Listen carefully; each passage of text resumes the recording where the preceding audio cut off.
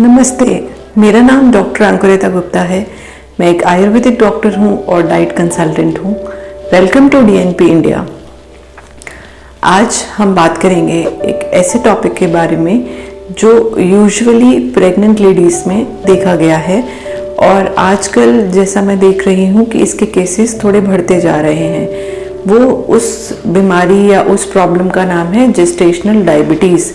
जैसे डायबिटीज़ तो हम सबको ही पता है कि क्या होती है, विच इज़ आपकी ब्लड बॉडी में जो ब्लड शुगर बढ़ जाती है उसको शुगर डायबिटीज़ कहते हैं।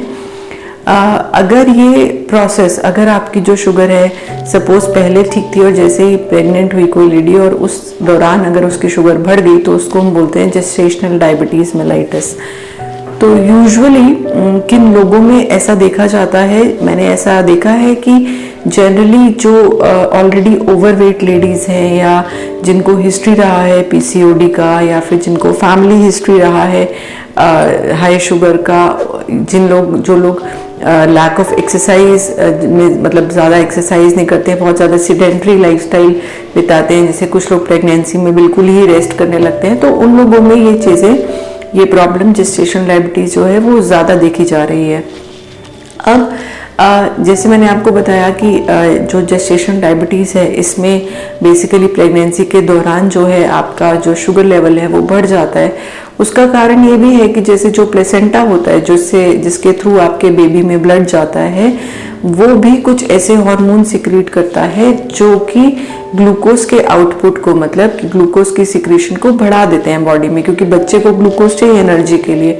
तो अगर इंसुलिन, जो आपकी बॉडी पेनक्रियाटिक सेल्स जो इंसुलिन बना रही है, अगर वो इंसुलिन उतनी मात्रा में ना बन पाए कि वो उस सारे ग्लूकोज को आपकी बॉडी में एसिमिलेट कर सके, तो आपकी बॉडी में ब्लड शुगर बढ़ जाता है और इसको हम जेस्टेशनल डायबिटीज़ कहते हैं।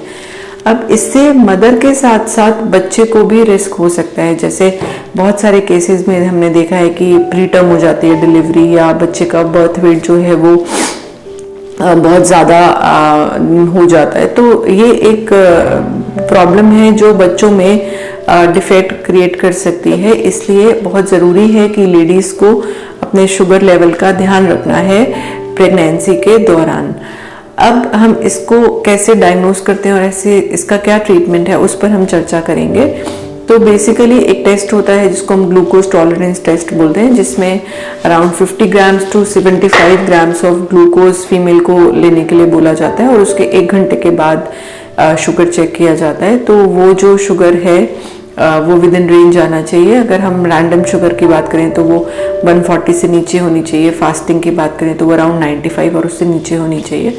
तो इसके थ्रू हम ये डायग्नोज कर सकते हैं। जनरली जो जेस्टेशनल डायबिटीज़ है या जो डायबिटीज़ ड्यूरिंग प्रेगनेंसी है वो 24 टू 28 वीक्स ऑफ प्रेगनेंसी के बीच में ही हम चेक करते हैं। तो during second half of the pregnancy it is diagnosed. Generally कई बार इसके कुछ खास सिम्टम्स नहीं होते हैं, बस जैसे लेडी कंप्लेन करती है कि बहुत ज़्यादा भूख लग रही है, बहुत ज़्यादा यूरिन आ रहा है या बहुत ज़्यादा प्यास लग रही है, तो ये साइन जाता है कि हो सकता है कि उस फीमेल में शुगर डेवलप हो रही हो।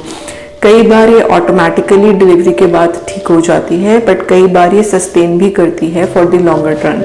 सो अपनी डाइट का ध्यान इसमें रखना बहुत ही ज़्यादा ज़रूरी है। इसका ट्रीटमेंट ही मैं कहूँगी कि करेक्शन ऑफ लाइफस्टाइल, करेक्ट आपका exercise and sleep pattern. So these 3 are the keys for correcting the problem of gestational diabetes.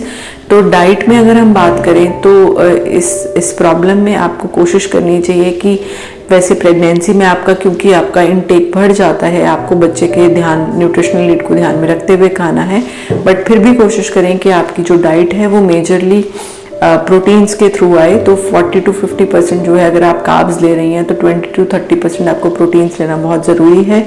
इसमें कार्बोहाइड्रेट्स में भी आप कोशिश करें कि जो नॉर्मली जैसे हाई कार्ब्स हैं, जैसे कि दलिया है, ओट्स है, ज्वार है, इनका सेवन ज़्यादा करें रादर देन सिंपल व्हीट, मैदा और राइस, उपमा, ये सब चीज़ें अपनी डाइट से कट डाउन करें। शुगर अपनी डाइट से बिल्कुल कम्प्लीटली कट ऑफ कर दें। प्रोटीन अपनी डाइट में बढ़ाएं। प्रोटीन आपके बच्चे के बर्थ वेट के लिए भी बहुत ज़रूरी है और आपके स्वास्थ्य के लिए भी प्रोटीन बहुत अच्छा रहेगा। तो प्रोटीन अपनी डाइट में बढ़ाएं, जैसे कि दाल है, पनीर है, सोया है, एग है, इसका सेवन ज़्यादा करें। फैट्स कोशिश करें कि नॉर्मल रखें जितना आप कुकिंग में यूज़ करते हैं। Excessive use of fats is also not recommended. इसके अलावा अपने डाइट में प्लेंटी ऑफ फ्रूट्स आप इंक्लूड करें। फाइबर अपनी डाइट में बहुत अच्छा रखें, जैसे कि सैलड है, पत्तेदार सब्जियां हैं, छिलके वाली दाल हैं, इसका सेवन बहुत अच्छे से करें। एंड इसके साथ साथ अपने आप को थोड़ा सा एक्टिव रखना बहुत ज़रूरी है। Sedentary lifestyle is a major reason behind this gestation diabetes. तो कोशिश करें अपना मूवमेंट सिडेंट्री ना रखकर अपने आप को एक्टिव रखें। वॉकिंग करें, जॉगिंग करें, अगर स्विमिंग परमिसिबल है तो स्विमिंग भी कर सकते हैं। मतलब नॉर्मली जो भी एक्टिविटी आप कंफर्टेबली कर पाएँ वो अपने रूटीन में ज़रूर इंक्लूड करें। 7 से 8 घंटे की प्रॉपर स्लीप ज़रूर लें, अपने आप को स्ट्रेस फ्री रखें। सो आई होप कि आपको इस प्रॉब्लम के बारे में, जेस्टेशनल डायबिटीज़ के बारे में थोड़ी अवेयरनेस मिली होगी। तो और अगर आप जुड़ी जानकारी जानना चाहते हैं तो आप मुझे कंसल्ट कर सकते हैं या अपने किसी भी नियरेस्ट आयुर्वेदिक डॉक्टर या डाइटिशियन से संपर्क कर सकते हैं इस प्रॉब्लम के सोल्यूशन के बारे में। तो इसमें अपना वेट आपको मेंटेन रखना बहुत ज़रूरी है, क्योंकि अगर ओवर वेट होता है तो ये प्रॉब्लम ज़्यादा देखी जाती है। तो कोशिश करें अपना मेंटेन विद इन रेंज रखें। You can contact at Ayudiet weight loss and wellness clinic. You can avail online consultations also with this clinic and with our platform. So stay connected. Thank you so much.